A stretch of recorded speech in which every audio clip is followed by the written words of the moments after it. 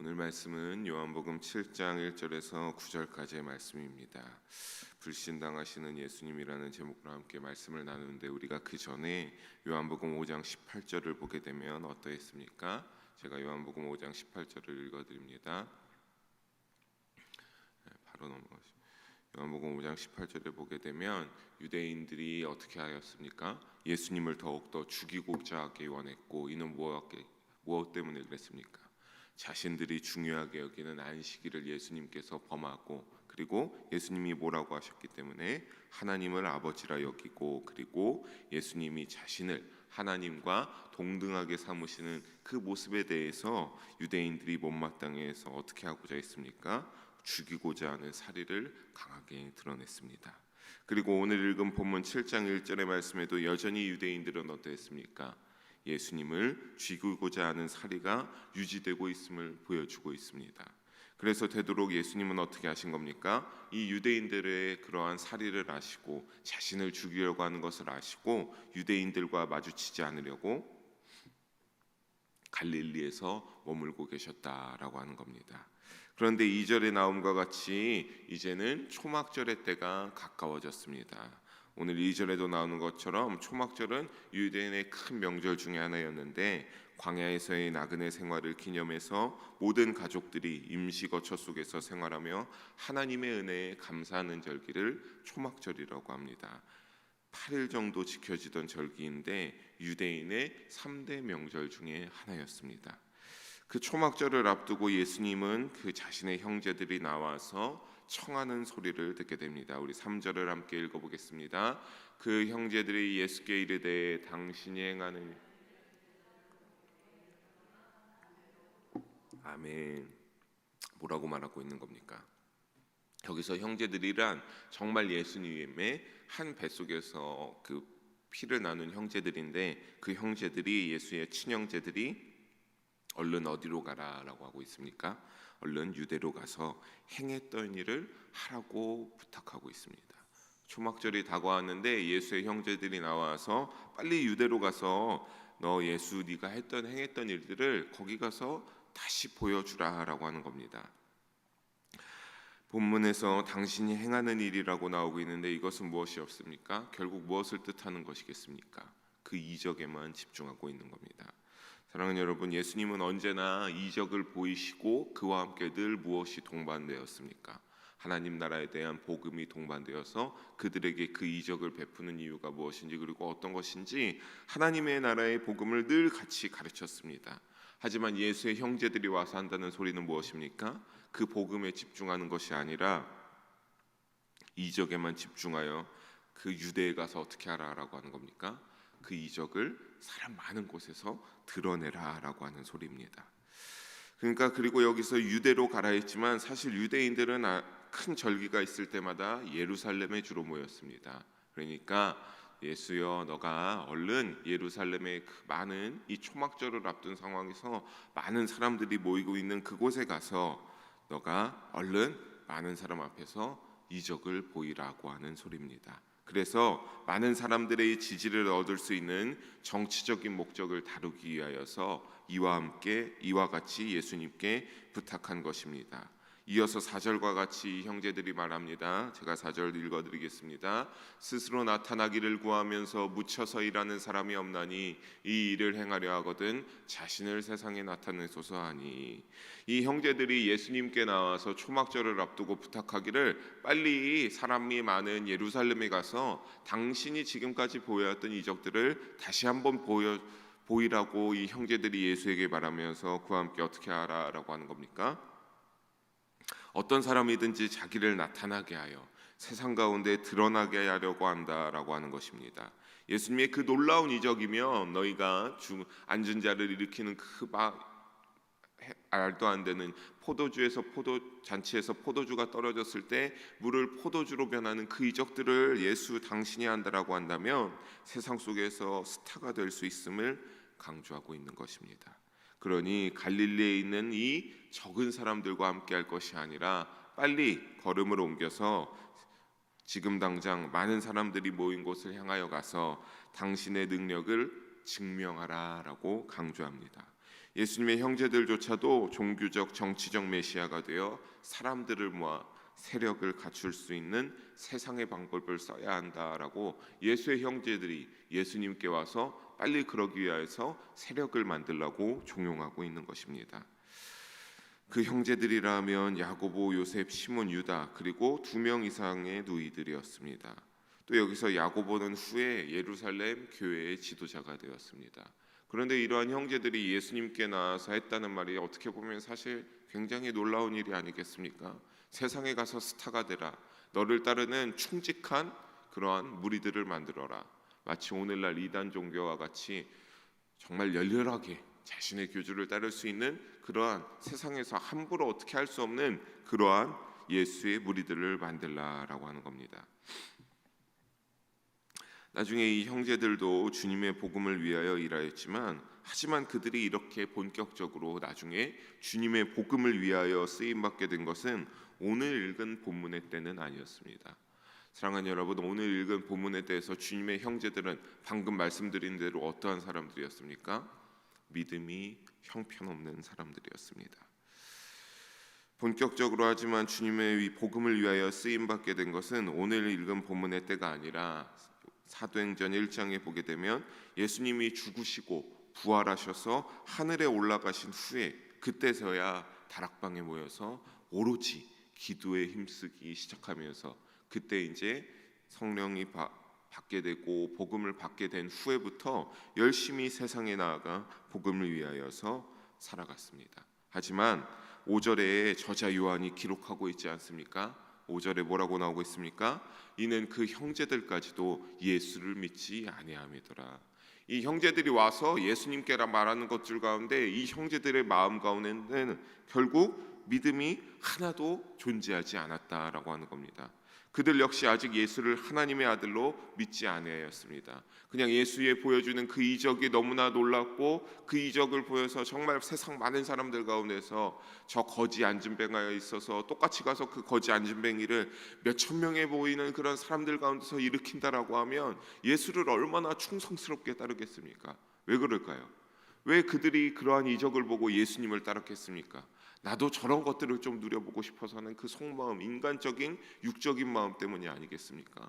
그것을 통하여서 나도 좀 힘을 얻고 싶다, 내가 좀 저렇게 저럴 거 할 수 있으면 나 부자 만들어질 수도 있지 않을까 하는 그러한 내 욕심을 통하여서 예수님을 정치적으로 세상적으로 그러한 정말 속히 예수님이 원하시는 하나님의 아들로서 이 땅에 오는 그 하나님의 아들로서의 왕의 역할을 하는 것이 아니라 이 세상 가운데서 권리를 가지고 힘을 가지고 이 세상을 왔다 갔다 할 수 있는 그러한 힘을 얻기 위하여서 예수를 따랐다라고 하는 겁니다. 만약에 또한 여러분 생각해 봅시다. 이 형제들이 말하는 그러한 세력이 만들어진다면 어떠하겠습니까? 당연히 충분히 경제적인 요건도 채워지지 않겠습니까? 더군다나 그 예수를 따르는 무리들 가운데서 예수의 형제들이라고 하는 자들한테 우리가 충분히 머릿속으로만 상상해 본다라고 하면 얼마나 그 따르는 자들이 야, 저 사람이 예수의 형제래, 저 사람에게 잘해야 되겠다, 충성스럽게 해야겠다라고 하는 그러한 마음을 가지고 이들에게 열렬히 잘 또 대우하지 않았겠습니까? 그렇다면 이들은 당연히 충분히 경제적인 요건도 채워지고 자연스럽게 세상 가운데서 누구도 함부로 할 수 없는 권리를 갖추게 될 것이기 알고 있었고 그들도 그것을 원했기 때문입니다. 사랑하는 여러분, 어느 누구도 이와 같이 하나님의 은혜가 없으면 예수님의 십자가 사랑을 깨닫지 못합니다. 하나님의 은혜를 알아야 하나님이 정말 우리를 위하여서 예수를 보내셨구나, 그를 위해서 예수님이 나 대신 돌아가셨구나라고 하는 그 하나님의 은혜가 우리의 마음 가운데 우리의 믿음의 삶 속에서 인도해 주셔야 내가 정말 하나님이 나를 사랑하셔서 예수를 보내셨구나, 내가 예수를 절대 놓쳐서는 안 되는구나라고 인정하게 되지, 그러한 것들이 없는 가운데서 그 어떤 이도 예수님을 나의 구주로, 그 십자가가 나에게 굉장히 중요하다라고 고백하는 이는 없습니다. 사랑하는 여러분, 언제나 주님의 은혜 안에 그래서 거하면서 주님의 은혜를 끊임없이 받으면서 예수를 내 구주로 영접하고 예수님의 그 십자가가 예수님만이 나의 구원의 되심을 고백할 수 있기를 주님의 이름으로 축원합니다. 예수님은 그 형제들의 이야기를 다 들으시고 6절과 같이 말씀하십니다. 우리 6절 함께 읽어보겠습니다. 예수께서 이르시되 내 때는 아직 이르지 아니하였거니와 너희 때는 늘 준비되어 있느니라. 아멘. 예수님이 그 형제들의 이야기를 그래도 다 들어주셨습니다. 그래서 이제 예수님께서 그 형제들에게 말하기를 내 때는 아직 이르지 않았다라고 하는 것입니다. 이 말은 무엇인가라고 하면 아직 유대인들에게 붙잡힐 때가 아니었다라고 말씀하고 계신 것이며 또 이를 알고 계신 것입니다. 하지만 우리가 6절을 이어서 보게 될 때 너희의 때는 늘 준비되어 있다라고 하지 않습니까? 그것은 자신은 예루살렘에 하나님이 정하신 때에 들어가 십자가를 감당해야 되지만 이 예수님의 형제들은 어떤 겁니까? 언제든지 너희가 이 초막절을 맞이하여서 지금 당장 예루살렘을 향하여 가도 너희는 환대받고 그들과 함께 그 안에 예루살렘에서 초막절을 지키면서 거할 수 있다라고 하는 겁니다. 너희는 그러니까 언제고 너희가 원하는 때에 예루살렘을 자유롭게 방문할 수 있음을 뜻하고 계신 것입니다. 하지만 예수님은 어떻게 되었다라고 하는 겁니까? 나는 아직 그때가 이르지 아니하였다라고 하는 겁니다. 그러면서 예수님이 7절에 이어서 뭐라고 하십니까? 함께 읽어봅니다. 세상이 너를 미워하지 아니하되 나를 미워하나니 악하다고 증언함이라. 아멘. 함께 읽은 것 같이 예수님은 여전히 자신의 때를 기다리고 있다라고 했습니다. 하지만 그 형제들에게 말하길 근데 세상이 너희는 미워하지 않는다 하셨습니다. 하지만 자신은 어떻게 한다? 나는 미워한다. 왜냐하면 세상의 일들을 악하다고 증언했기 때문이라 하십니다. 이 말은 형제들이 여전히 세상 가운데 속해 있으므로 타협점을 가지고 있기 때문에 그런 겁니다. 이 형제들은 예수의 형제들은 아직 온전한 믿음이 없기 때문에 여전히 세상 가운데서 타협해가면서 그 적절한 타협점을 알고 있었습니다. 이들은 그래서 세상이 자신들을 불편해하고 미워하는 일을 해서는 안 된다는 그 타협점, 세상 가운데서 내가 미움받지 않을, 내가 세상 가운데서 인정받을 수 있는 그러한 타협점을 적절하게 가지고 있었습니다. 그래서 오늘날로 말하면 이러한 부분은 하나님 앞에서 희생해야 되고 헌신해야 된다라고 하지만 그것이 이들이 기준으로 삼기에 세상에서는 아직 그렇지 않다라고 한다면 그들은 철저하게 예수님보다 하나님보다 세상의 기준점을 두고 그것을 따르는 그러한 예수님의 형제들이었다라고 하는 겁니다. 예로 들면 이 당시에 무엇이겠습니까? 유대교와 어떤 율법들 아니겠습니까? 율법을 잘 지켜야지 그들이 인정받고 세상 가운데서 하나님을 잘 믿는다고 정해져 있었습니다. 하지만 예수님께서는 그것들을 뭐라고 하셨습니까? 그들의 그 유대인의 지도자들, 유대인들의 거랑 어떤 유대교회가 대하여서 예수님께서는 오늘 7절 말씀과 같이 뭐라고 하셨습니까? 내가 그것들을 악하다고 증언했다. 하나님의 복음을 통하여서 그것들이 얼마나 하나님 앞에 악한 것인지 잘못된 것인지 내가 그들에게 여지없이 하나님이 전하고자 하는 뜻을 다 말하였기 때문에 그들에게 대해서 악하다고 하였기 때문에 세상이 어떻게 한다? 자신을 미워한다라고 하셨습니다. 우리가 상상해 본다면 형제들이 요청한 대로 만약에 예수님이 행하였고 그 세상의 방식대로 세력을 만들고 예수님이 자신을 드러냈다면 누가 예수님을 미워하셨겠습니까, 여러분? 그 당시에 누가 오늘 7장 1절에 읽은 말씀과 같이 예수님을 여전히 죽이고 싶어해서 안달난 유대인의 지도자들이 있었겠습니까? 아닙니다. 세상의 방식대로 이가 형제들이 말한 그대로 오늘 7장 1절 우리가 읽은 그 말씀대로 예수님이 형제들의 요청을 받아들여서 그 형제들이 원한 대로 가서 이적을 베풀고 저기 거지들을 일으키고 못 보는 거지들을 눈을 뜨게 안 못 보는 거지를 일으키게 해주시고 가난했던 자를 갑자기 한순간에 부자로 만들라고 그러한 이적들을 했다면 세상에 많은 사람들이 누가 예수님을 싫어하겠습니까? 나도 그와 같이 되고 싶어하지.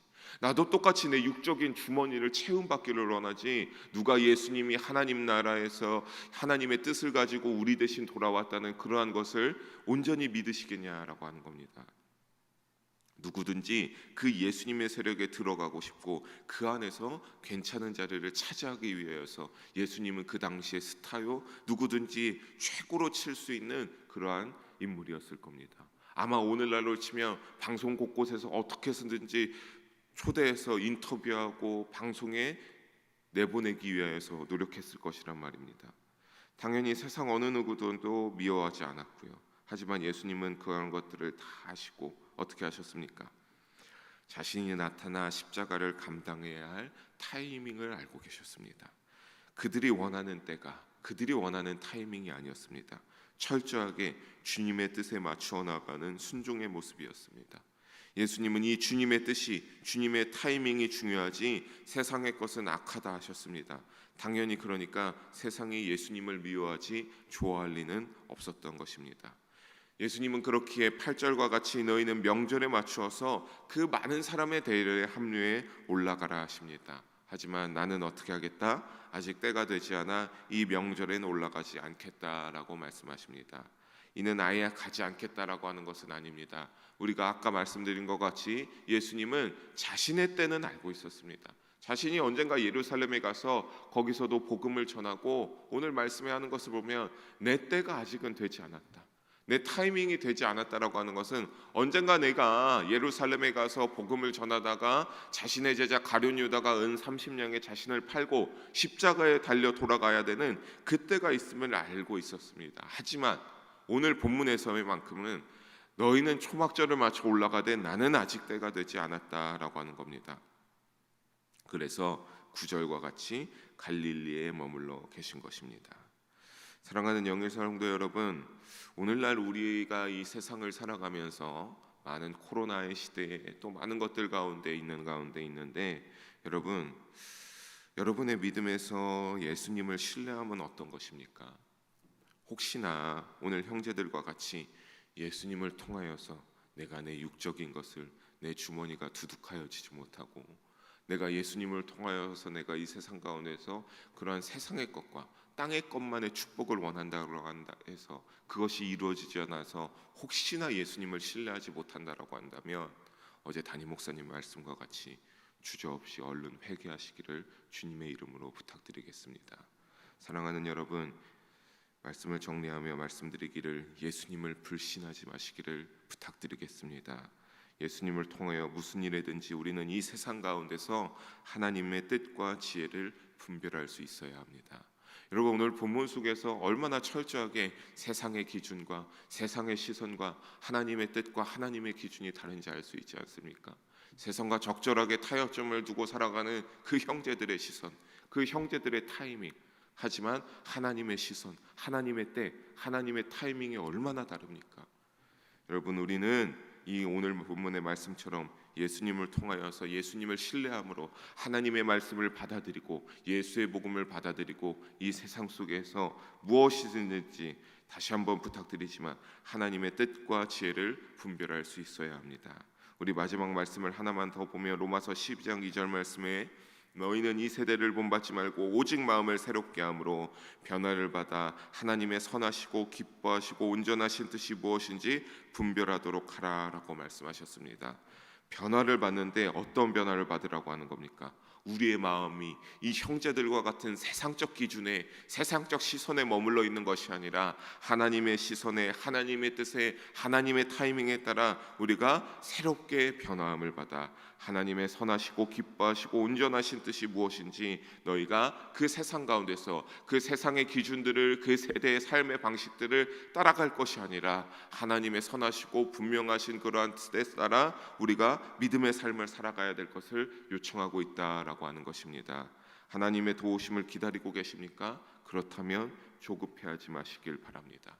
불신하지 마시길 바랍니다. 오늘 말씀의 제목처럼 불신당하시는 예수님이 되는 것이 아니라 여러분 신뢰하는 예수님이 되시기를 소원합니다. 그래서 하나님이 원하시는 것에 있어서 머뭇거리거나 회피하지 않으시기를 부탁드립니다. 세상의 타협점을 생각하면서 이 형제들과 같이 내가 머뭇거리거나 주님이 나에게 이것을 헌신하고 희생할 것을 요청하셨는데 고민하는 것이 아니라 하나님의 충성된 종으로 예수님의 충성된 제자로 살아가실 주님의 이름으로 축원합니다. 기도하시겠습니다. 사랑의 하나님 아버지, 오늘 말씀을 통하여서 다시 한번 이 세상 가운데서 우리가 어떻게 살아가는지 우리의 믿음을 점검하게 됩니다. 주여 아버지, 간절히 구하오니 성령의 충만한 은혜로 말미암아 이 세상 가운데서 우리가 예수님을 불신하지 않게 하여 주시옵소서. 아버지, 예수님을 신뢰함으로 말미암아 이 세상 속에서 하나님의 뜻과 하나님의 때를 알아 하나님과 함께 나아갈 수 있는 우리가 될 수 있도록 주여 도우시고 함께하여 주시옵소서. 사랑이 많으신 예수님 이름으로 기도합니다. 아멘. 우리 찬송